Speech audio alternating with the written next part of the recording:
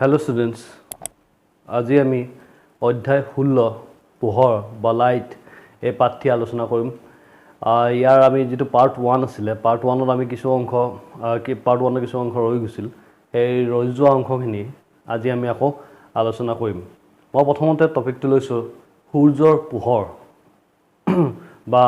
যেটো সান ৰে বুলি কয়। এই সূৰ্যৰ পোহৰ আমাৰ প্ৰধান শক্তিৰ উৎস, এটো আমি জানো। আগতে পঢ়ি আহিছা। তাৰোপৰি এই সূৰ্যৰ যেটো পোহৰ, যেটো বগা ৰং বুলি কোৱা হয়, এই ৰংটো কেইবাটাও ৰঙৰ এটা সমষ্টি। আৰু ইয়াক পোন প্ৰথমবাৰ থিৰাং কৰিছিল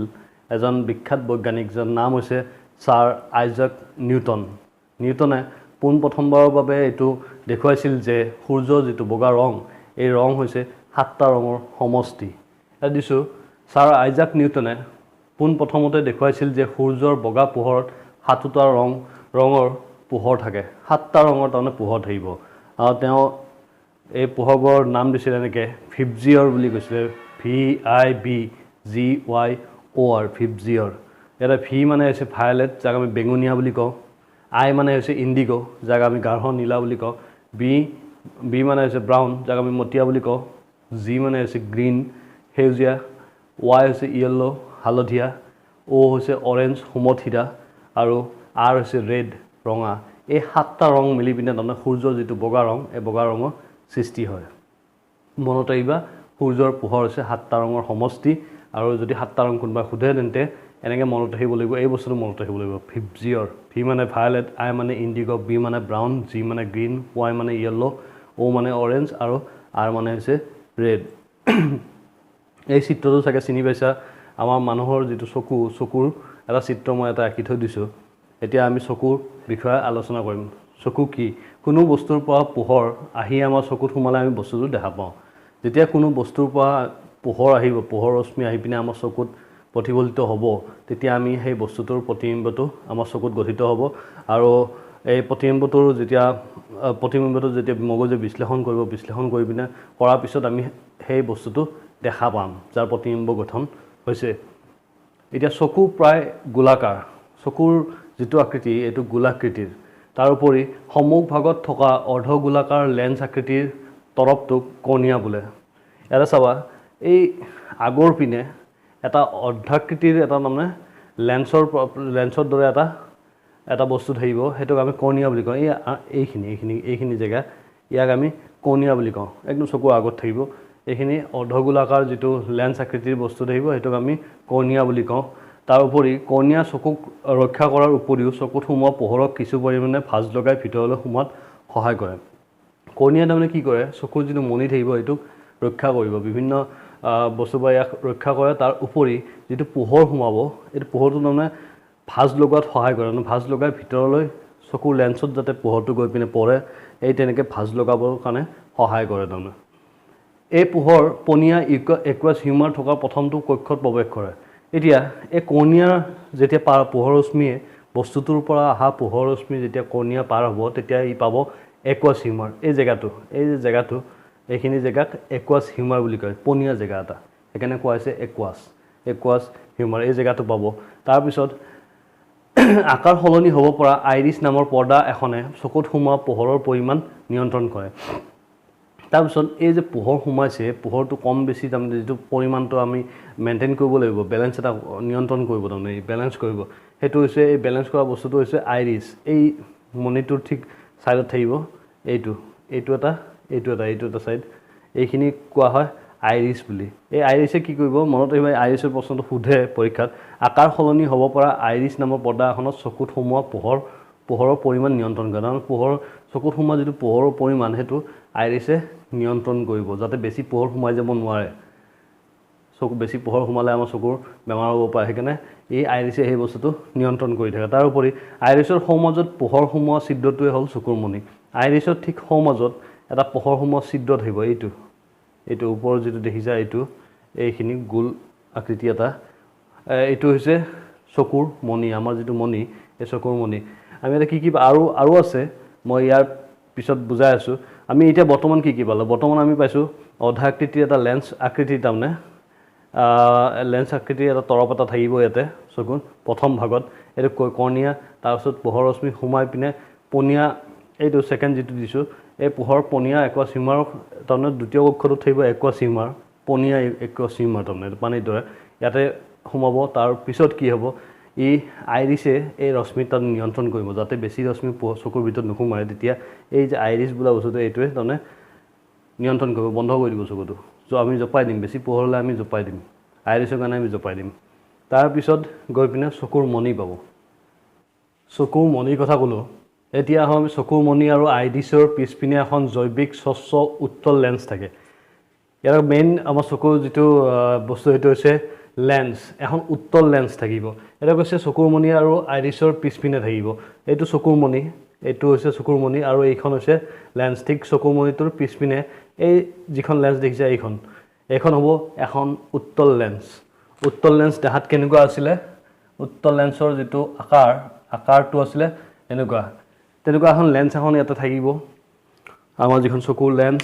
তাৰপিছত পোহৰ মণিৰে সোমাই চকুৰ লেন্সত পৰেগৈ আৰু সন্মুখৰ বস্তুৰ হট উলুটা আৰু সৰু প্ৰতিবিম্ব এটা পিছপিনে থকা পৰ্দা বা ৰেটিনাত গঠন হয় কাৰণ আমাৰ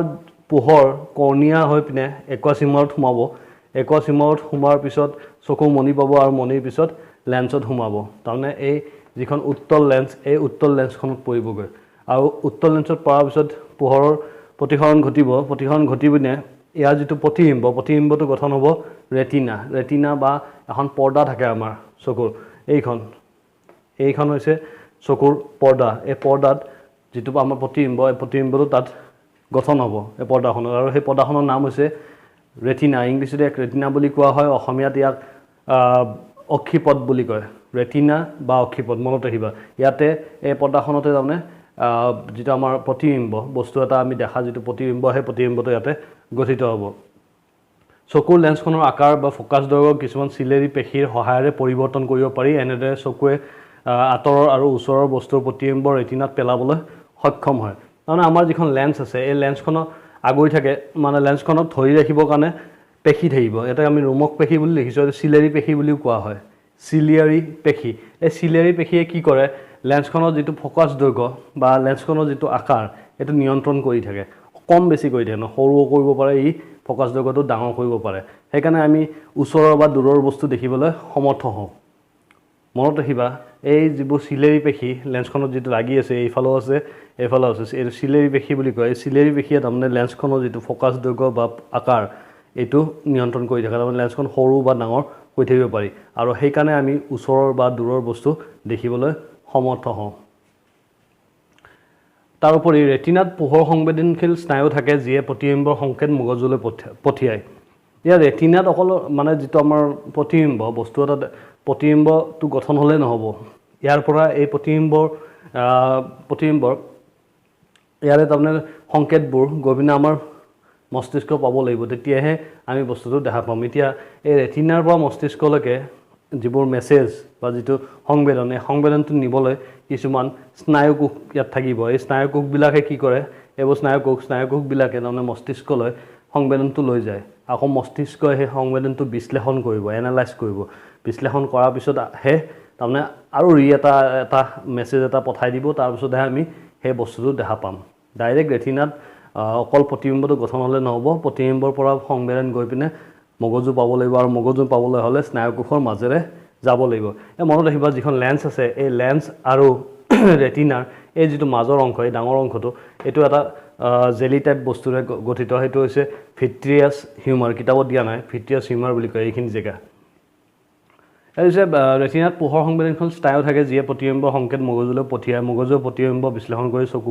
চকুৱে বস্তুবোৰ দেখা পায় বিশ্লেষণ কৰাৰ পিছতহে আমি তাৰমানে বস্তুটো দেখা পাম তাৰোপৰি ৰেটিনা স্নায়ুকোষ দুই প্ৰকাৰৰ কিতাবত দিয়া আছে দুই প্ৰকাৰৰ স্নায়ুকোষ ৰেটিনাত থাকে এটা হৈছে শংকু আনটো হৈছে দণ্ড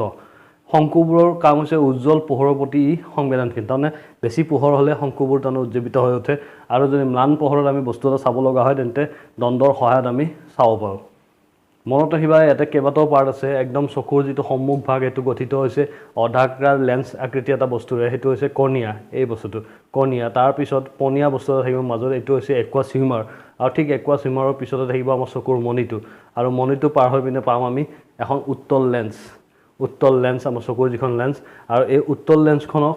মানে উত্তল লেন্সখনৰ যিটো ফ'কাছ দৈৰ্ঘ্য বা যিটো তাৰ আকাৰ এইটো কম বেছি কৰিবৰ কাৰণে ইয়াক চিলিয়াৰী পেশীয়ে আগুৰি আছে আৰু এই চিলিয়াৰী পেশীয়ে আগুৰি থকাৰ কাৰণে তাৰমানে লেন্সখনৰ যিটো ফ'কাছ দৈৰ্ঘ্য এইটো আমি কম বেছি কৰিব পাৰোঁ আৰু সেইকাৰণে আমি দূৰৰ বা ওচৰৰ বস্তুবোৰ দেখিবলৈ পাওঁ আৰু এই লেন্সখনৰ যিখিনি প্ৰতিবিম্ব এই প্ৰতিবিম্বখিনি গঠন হ'ব এখন পৰ্দাত পিছপিনে এখন পৰ্দা থাকিব এই পৰ্দাখন এইখনক কোৱা হয় ৰেটিনা বা অসমীয়াত কোৱা হয় ইয়াক অক্ষিপট মনত ৰাখিবা এই লেন্স আৰু অক্ষিপটৰ মাজৰ এই গোটেই জেগাখিনি আগুৰি থাকিব ভিট্ৰিয়াছ হিউমাৰ নামৰ জেদি সদৃশ পদাৰ্থৰে আৰু এই ৰেটিনাৰ পৰা যিটো প্ৰতিবিম্বৰ যিটো সংকেত এই সংকেতটো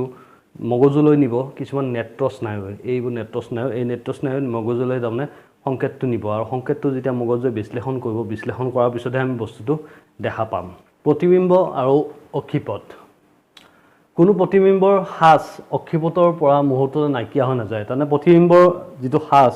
বা প্ৰতিবিম্ব এটা হঠাৎ তাৰমানে আমাৰ যিটো পৰ্দা বা অক্ষিপট আছে এই অক্ষিপটৰ পৰা নোহোৱা হৈ নাযায় দিয়া আছে ই প্ৰায় 1/16 ছেকেণ্ড পৰ্যন্ত তাত ৰৈ যায় তাৰমানে অলপ সময়ৰ কাৰণে ই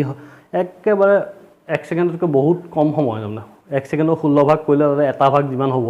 ইমানখিনি সময় তাৰমানে ই আমাৰ অক্ষিপটত ৰৈ যায় সেইকাৰণে সেয়ে কোনো এটা গতিশীল বস্তু স্থিৰ প্ৰতিবিম্ব ছেকেণ্ডত 16 বাৰতকৈ অধিক হাৰত চকুত প্ৰক্ষেপ কৰিলে তাৰমানে যদি কোনো গতিশীল বস্তু যদি আমি স্থিৰ প্ৰতিবিম্ব দেই ষ্টিল ইমেজ তাৰমানে স্থিৰ প্ৰতিবিম্ব এটা 16 বাৰতকৈ অধিক হাৰত যদি আমি চকুত প্ৰক্ষেপ কৰিব পাৰোঁ তেন্তে বস্তুটো আমি গতিশীল দেখা পাম এই যিটো কনচেপ্ট এইটো আমাৰ চিনেমাবোৰত আজিকালি স্পেচিয়েল এফেক্টছ হিচাপে ব্যৱহাৰ কৰা হয় তাৰমানে তাতে কি কৰে এটা ফ্ৰেমত তাৰমানে কোনো এটা প্ৰতিবিম্ব স্থিৰ প্ৰতিবিম্ব এটা 24 বাৰতকৈ বেছিকৈ তাৰমানে আমাৰ চকুত প্ৰক্ষেপ কৰে যাৰ বাবে আমি বস্তু এটা গতিশীল অৱস্থাত দেখা পাম ৰৈ থকা বস্তু এটাকো গতিশীল কৰি দিব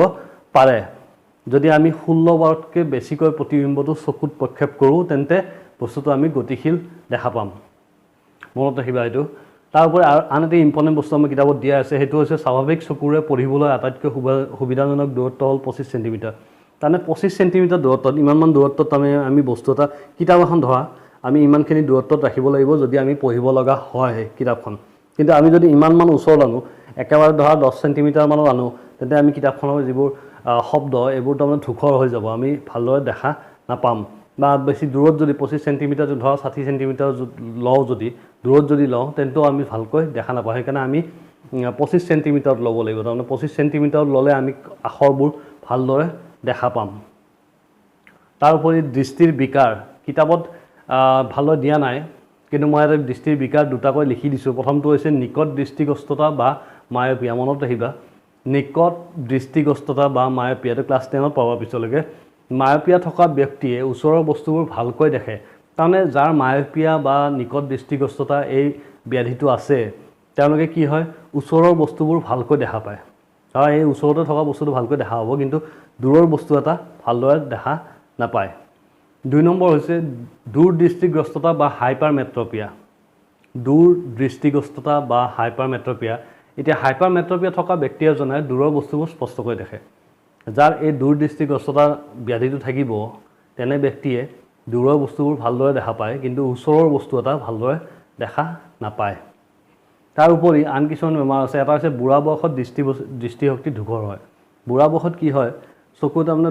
মানে বস্তুবোৰ স্পষ্টকৈ দেখা নাপায় চকুৰ লেন্সখনত চামনি পৰিলে তাৰমানে আমাৰ যিখন লেন্স আছে লেন্সখনৰ ওপৰত যদি চামনি পৰিলে বগা চামনি পৰে তাৰমানে চামনি পৰিলে তাৰমানে আমি বস্তুবোৰ ভালদৰে দেখা নাপাওঁ আৰু এই বেমাৰটো হৈছে কেটাৰেক্ট বুলি কয় এইটো মানে অপাৰেশ্যন ঠিক কৰি পিনে লেন্স ফিট কৰাৰ পিছত এই বেমাৰটো বিকাৰটো ঠিক কৰিব পৰা যায় তাৰ উপৰি কিতাপত কিছুমান বস্তু মই এটা লিখা নাই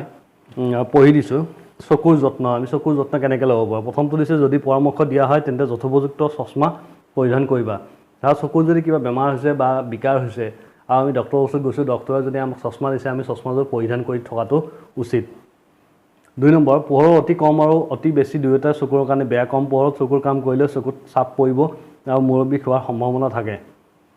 এতিয়া আমি যদি কম পোহৰত যদি আমি পঢ়া লিখা কামবোৰ কৰোঁ তেন্তে চকুত চাপ পৰিব পাৰে আৰু বেছি পোহৰতো যদি আমি পঢ়িবলৈ চেষ্টা কৰোঁ তেতিয়াও চকুৰ কাৰণে বেয়া ইয়াতে দিছে সূৰ্য উচ্চ ক্ষমতাৰ লাইট লেজাৰ লাইট আদিৰ দৰে উচ্চৰ তীব্ৰ পোহৰে অক্ষিপটৰ অনিষ্ট ঘটে তাৰমানে বেছি পোহৰ হ'লে ধৰা আমি সূৰ্যটো যদি ডাইৰেক্ট চাই থাকোঁ চকুৰে তেতিয়া কি হ'ব আমাৰ যিটো অক্ষিপথ বা পৰ্দা এই পৰ্দাখন বেয়া হৈ যাব পাৰে 3 নম্বৰতে দিছে সূৰ্য বা আন কোনো তীব্ৰ পোহৰ উৎসলৈ পোনপটীয়াকৈ নাচাবা এইমাত্ৰ ক'লোঁ সূৰ্যলৈ আমি পোনপটীয়াকৈ চোৱাটো ঠিক নহয় অক্ষিপথত প্ৰভাৱ পৰিব পাৰে কেতিয়াও চকু নুমুহাৰিবা চকুত ধূলিকণা সোমালে পৰিষ্কাৰ পানীৰে চকু পখালিবা আমাৰ কি হয় কেতিয়াবা ধূলি সোমালে কি কৰোঁ আমি চকুটো এনেকৈ মোহাৰি দিওঁ এই মোহাৰিব নালাগে মোহাৰি দিয়াতকৈ তাৰমানে পানীৰে যদি আমি চকুটো চাফা কৰোঁ তেতিয়া বেছি ভাল তাৰপিছত সঘনে পৰিষ্কাৰ পানীৰে চকুযোৰ ধুবা সঘনাই তাৰমানে চকুযোৰ পানীৰে ধোৱাটো উচিত কাৰণ লেতেৰা সোমাব পাৰে লেতেৰাখিনি পানীৰে আমি চাফ কৰি থাকিব লাগে সদায় দৃষ্টিৰ স্বাভাৱিক দূৰত্বত পঢ়িবা কিতাপখন একেবাৰে ওচৰলৈ কিতাপ পঢ়োঁতে কিছুমানে কি কৰে ওচৰত আনিব নালাগে বা বেছি দূৰত ৰাখিব নালাগে যিটো মই কৈছিলোঁ 25 চেণ্টিমিটাৰত ৰাখিলে চকুৰ একো বেমাৰ নহয় 25 চেণ্টিমিটাৰ দূৰত্বত যদি আমি বস্তু এটা লৈ কিতাপ এখন লৈ পিনে যদি পঢ়োঁ তেন্তে আমাৰ চকুৰ বিকাশ সহজে নহয় তাৰোপৰি আমাৰ যিবোৰ দৃষ্টি প্ৰতিবন্ধী লোক আছে যিখিনি ব্লাইণ্ড মানুহ আছে এই ব্লাইণ্ডখিনিৰ কাৰণে আমি কি হয় এটা পদ্ধতি আছে পঢ়া লেখাৰ ক্ষেত্ৰত তোমালোকে পাইছা চাগে পৰীক্ষাটো এনেকুৱা ক্লাছ 10ৰ যিটো পৰীক্ষা হয় মেট্ৰিক পৰীক্ষাত এই ব্ৰেইল পদ্ধতি অৱলম্বন কৰা হয় তেনেকুৱা মানুহবোৰৰ কাৰণে ব্ৰেইল পদ্ধতি দৃষ্টিশক্তি প্ৰতিবন্ধীসকলৰ বাবে অতি উপযোগী পদ্ধতি হ'ল ব্ৰেইল আমি যেনেকৈ লিখিম আমি যেনেকৈ পঢ়িম ঠিক তেনেকৈ অন্ধ মানুহ এজনে পঢ়িব নোৱাৰে সেইকাৰণে এই পদ্ধতিটো উদ্ঘাটন কৰা হৈছিলে আৰু এই ব্ৰেইল পদ্ধতিটো বিকাশ ঘটাইছিলে লুই ব্ৰেইল নামৰ এজন দৃষ্টি প্ৰতিবন্ধী ব্যক্তিয়ে মনত ৰাখিবা ব্ৰেইল পদ্ধতিটো বিকশিত কৰিছিল লুই ব্ৰেইল নামৰ এজন দৃষ্টি প্ৰতিবন্ধী লোকে